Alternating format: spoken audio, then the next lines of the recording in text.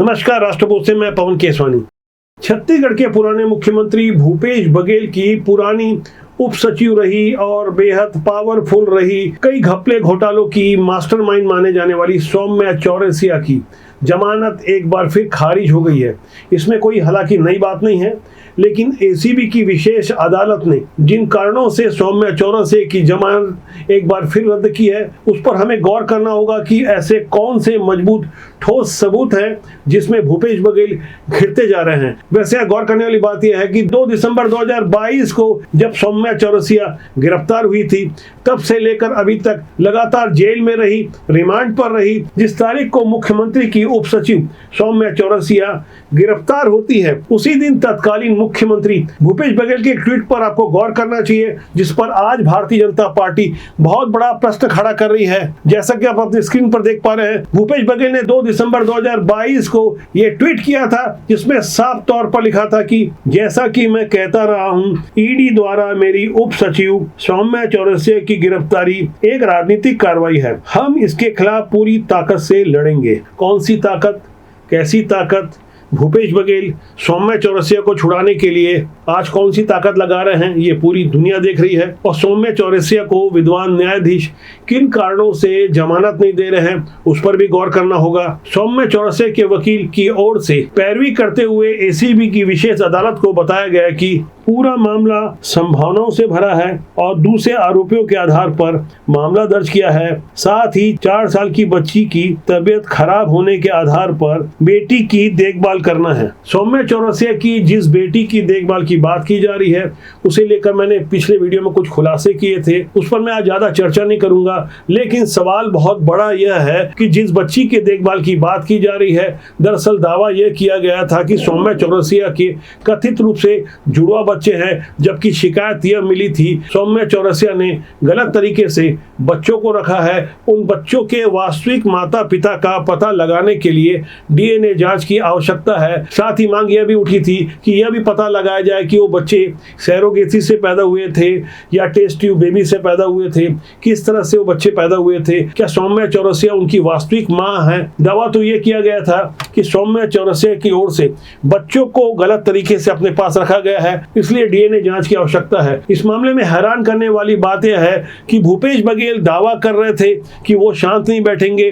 बाकायदा ट्वीट किया था मुख्यमंत्री रहते हुए सौम्या चौरसिया के बचाव में। उन्होंने उस गिरफ्तारी को शुद्ध रूप से राजनीतिक गिरफ्तारी बताया था। लेकिन गौर करने वाली बात यह है कि भ्रष्टाचार निवारण की धारा 7, 7A, 12 के अलावा आईपीसी की धारा 420, 120B और 384 जैसी गंभीर धाराएं लगाई गई है। एसीबी और सौम्या चौरसिया के वकीलों की दलील सुनने के बाद विशेष न्यायालय ने यह मन बना लिया कि सौम्या चौरसिया को जमानत देने से सीधे तौर पर 540 करोड़ की अवैध कोयला वसूली वाले मामले में सीधे तौर पर बहुत फर्क पड़ेगा। साक्ष्य प्रभावित हो सकते हैं, जांच प्रभावित हो सकती है, इसलिए उनकी जमानत निरस्त कर दी गई। इधर सौम्या चौरसिया की जमानत निरस्त होनी थी, उधर भारतीय जनता पार्टी के महासचिव जगदीश अरोड़ा का भी एक बयान सामने आया है, जिसमें उन्होंने साफ तौर पर भूपेश बघेल को कटघरे में खड़ा करते हुए कहा है कि सौम्या चौरसिया की बार-बार जमानत याचिका खारिज होना यह स्पष्ट करता है कि कांग्रेस भ्रष्टाचार की पर्याय है और अपने शासनकाल में कांग्रेस ने हर स्तर पर घपले घोटाले करके छत्तीसगढ़ को लूटने खसोटने में जरा भी शर्म महसूस नहीं की।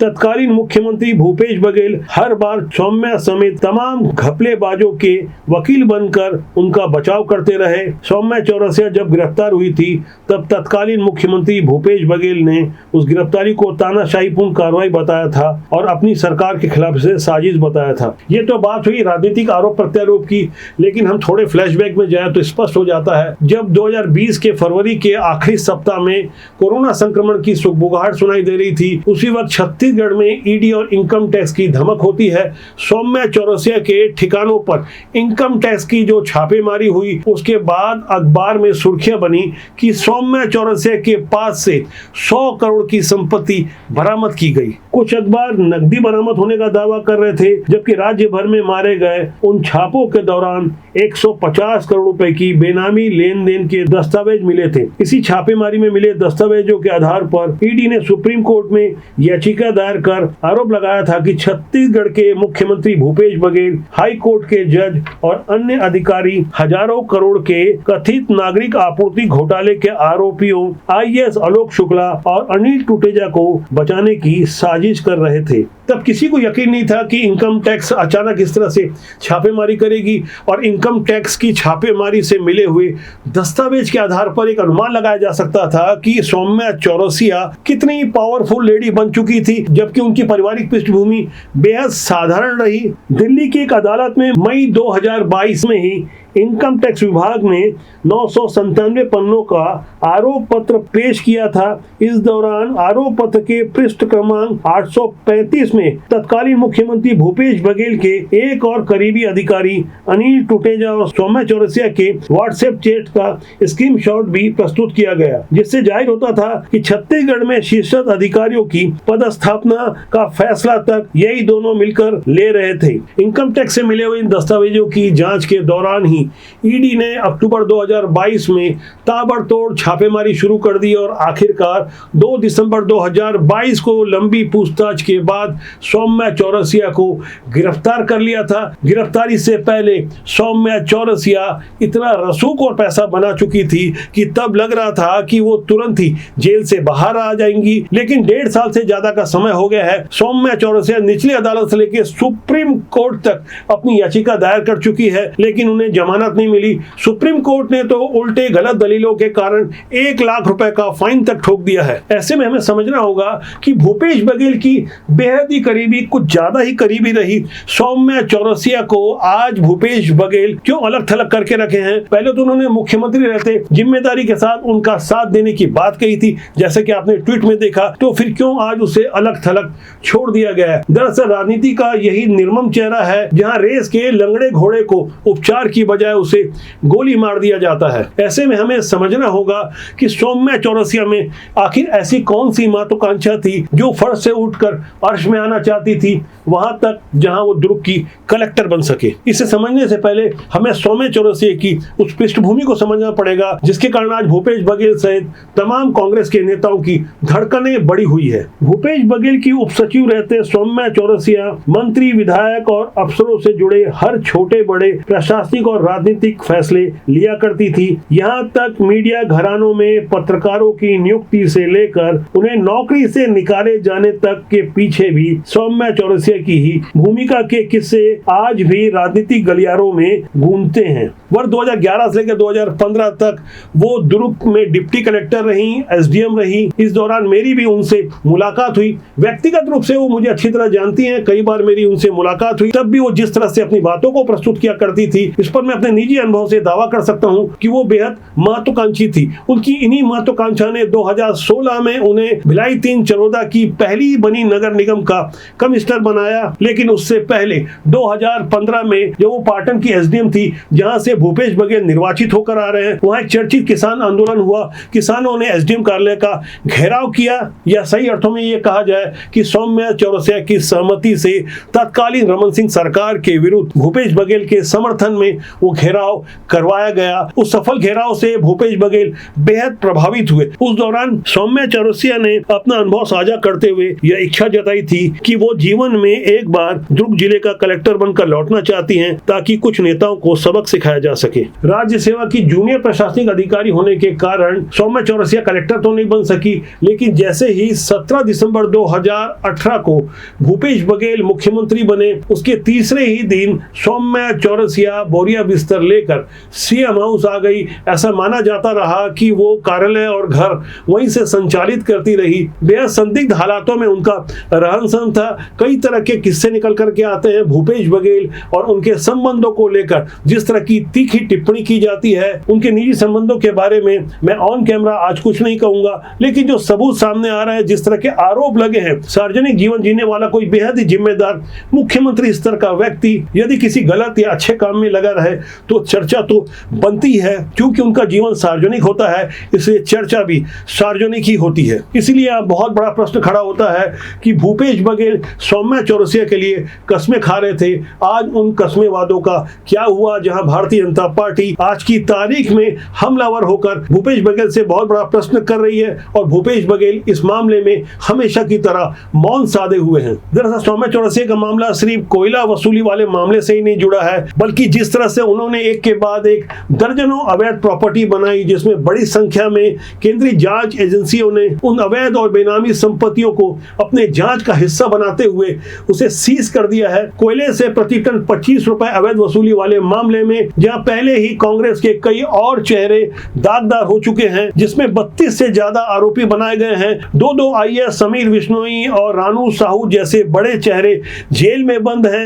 इतना सब हो जाने के बाद बार बार ये प्रश्न खड़ा किया जाता है कि आखिर कांग्रेस से जुड़े हुए उन नेताओं की गिरफ्तारी क्यों नहीं हो रही है और इस मामले में आखिर इतना विलंब क्यों लग रहा है। इस पर हमने अपने स्तर पर कुछ पड़ताल की और मामले को गहराई से समझने की कोशिश की, तो हमारी पड़ताल में पता चला कि देवेंद्र यादव जैसे मौजूदा कांग्रेस के विधायक इतनी सफाई से इस मामले में संलिप्त थे, जिनके विरुद्ध सबूतों की कड़ियों को जोड़ने में केंद्रीय एजेंसियों को भी खासी मशक्कत उठानी पड़ रही है। कई बार छापेमारी हुई तो उस पर आरोप लगे कि ये छापेमारी राजनीतिक है, लेकिन इस पर भी बड़ा प्रश्न हमेशा की तरह खड़ा होता है कि जैसा कि भूपेश बघेल इस कार्रवाई को राजनीतिक मान रहे थे, अदालत ने उन सबूतों को देखा, समझा, जिसके आधार पर अभी तक सौम्या चौरसिया, समीर विश्नोई और रानू साहू, सूर्यकांत तिवारी जैसे बड़े नामों को जमानत नहीं दी जा रही है। कई बार रिमांड पर लेकर इन किंगपिन से कई बार पूछताछ हुई, कई बार कोशिश की गई कि वो साफ तौर पर नाम ले लें, उन आरोपियों का कुछ सबूत प्रस्तुत कर दें, क्योंकि पूरा मामला कच्चे के लेन देन का था, कुछ प्रमाण थे, उसी आधार पर एफआईआर दर्ज हुई, नामजद आरोपी बनाए गए। लेकिन इतना ही पर्याप्त नहीं होता, अदालत के सामने ठोस और मजबूत ऐसे सबूत चाहिए जिसके आधार पर आरोपियों को सजा दिलाई जा सके। वैसे शुरू से आखिर तक इस पूरे मामले में केंद्र में जहां सौम्या चौरसिया रही, समीर विश्नोई रहे, रानू साहू जैसे बड़े नाम रहे, यहाँ सबसे ज्यादा अहम भूमिका भूपेश बघेल की हो जाती है, क्योंकि सौम्या चौरसिया उनकी उपसचिव थी, परछाई की तरह उनके साथ रहती थी, प्रशासनिक और राजनीतिक फैसले भी ले रही थी। यहाँ तक सीएम हाउस में भूपेश बघेल को किससे मिलना है, किससे नहीं मिलना है, इस तरह के फैसलों में भी वो शामिल थी। यही कारण रहा होगा कि भूपेश बघेल जब राजनांदगांव का लोकसभा का चुनाव लड़ रहे थे, तब उन्हीं की आंखों के सामने उनकी पार्टी के जिला पंचायत सदस्य और सभापति सुरेंद्र दाऊ ने उन्हें जो आईना दिखाया और इस दौरान वो जो बातें कर रहे थे, एक बार फिर उनके शब्दों को आप गौर करें, आखिर सुरेंद्र दाऊ बोल क्या रहे थे। मैं डंके के चोट पे यहाँ किठो अगर 500 कार्यकर्ता है, 500 कार्यकर्ता उठ के कह दे कि वो परिवार के 5 साल में एक ठन काम लाभ मन कोई करे हो बता दे, मैं मन से उतर के चल दूं, कोई नहीं करी। हमन दुख तकलीफ और घर के अगर बहू बेटा के कोई ट्रांसफर है, मोर कोई काम है, मोर कोई तकलीफ है, कोई काम नहीं करे लाइन सिवाय प्रताड़ित करे के। छत्तीसगढ़ के कोरबा के एक मध्यम वर्ग परिवार से निकली सौम्या चौरसिया 2008 में राज्य प्रशासनिक अधिकारी चुनी जाती है। 2011 तक वो बिलासपुर और पेंड्रा जैसे इलाकों में डिप्टी कलेक्टर और एसडीएम जैसे पदों में रही। उसके बाद 2011 से वो जैसे ही दुर्ग जिले में आती है तो वहां उनका भूपेश बघेल से संबंध होता है। उनके निर्वाचन क्षेत्र पाटन में जिस तरह की उन्होंने जमीन तैयार की, उनकी वो जमीन पाटन के कुरुडी में देखी जा सकती है, जिस पर दावा किया जा रहा है कि सौम्या चौरसिया ने अपनी मां के नाम भूपेश बघेल के पैतृक गांव कुरुडी में ऐसे मौके की बेशकीमती जमीन खरीदी जहां से भारत माला परियोजना की सड़क जा रही थी। औने पौने में खरीदी गई ये जमीन रातों रात करोड़ों की हो गई। वैसे इस मामले में गहरी बात और भी चलकर आई है, वह यह है कि न केवल सौम्या चौरसिया बल्कि कई अन्य प्रशासनिक अधिकारी और कई बड़े जिम्मेदार नेताओं का भी वहां इन्वेस्ट कराया गया। लंबे चौड़े इन्वेस्ट के सैकड़ों पन्ने अदालत के सामने केंद्रीय जांच एजेंसियों ने प्रस्तुत कर दिए हैं, लेकिन हमारी न्याय व्यवस्था का जिस तरह का ढीलापन है उससे कहीं ना कहीं लोग असंतुष्ट हैं। उसी ढीलेपन के कारण कार्रवाई धीरे धीरे कछुए की रफ्तार से आगे बढ़ रही है। हमारी अदालतें भावनाओं से नहीं चलती, सबूतों से चलती है, सिद्धांतों से चलती है। सुधार की आवश्यकता है। नए सुधार कानून बहुत जल्दी जनता तक पहुंच जाएंगे। उसके बाद उम्मीद है कि समय सीमा के भीतर अपराधियों को सजा मिलेगी, जहां भावनाओं का भी ख्याल रखा जाएगा। लेकिन लेकिन हमारे राजनेता भावनाओं का ख्याल नहीं रखते। समाजवादी पार्टी के सुप्रीमो अखिलेश यादव ने अयोध्या से चुनाव जीत कर आए अवधेश प्रसाद पासी को सीधे तौर पर अयोध्या का राजा बता दिया, जबकि पूरी दुनिया अयोध्या का राजा प्रभु श्री राम को मानती है। लेकिन जैसा कि होता है, राजनीति जो न कराए कम है। ये वही अवधेश पासी हैं जिनके लिए चुनाव में ये नारा चला था, न मथुरा न काशी,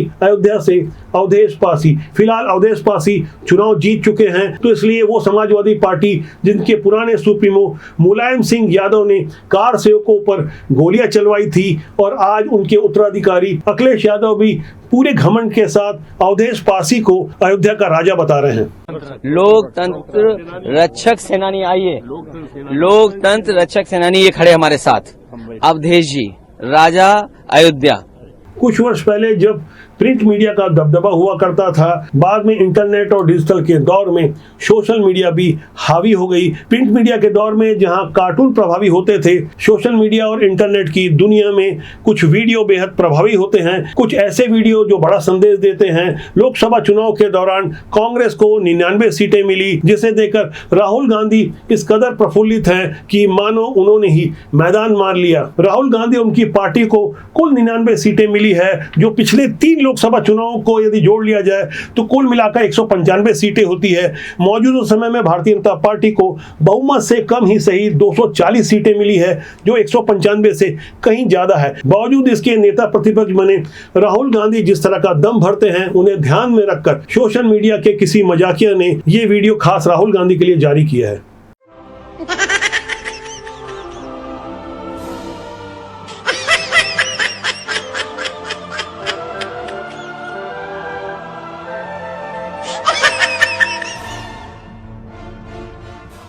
राजनीति और समाज से जुड़ी ऐसी ही कई तस्वीरें हम लगातार आपके लिए इसलिए प्रस्तुत करते हैं ताकि आप जागरूक बने, देश और समाज के लिए बेहतर कार्य करें। अच्छे लोगों को राजनीति में आना चाहिए, क्योंकि राजनीति बुरी नहीं होती, उसमें काम करने लोग अच्छे या बुरे होते हैं। तो आज के लिए इतना ही। मेरा आपसे आग्रह कि चैनल को देखें, लाइक करें, शेयर करें, सब्सक्राइब करें और मार्गदर्शन स्वरूप कमेंट करें। बहुत जल्दी आपसे फिर मुलाकात होगी। नमस्कार।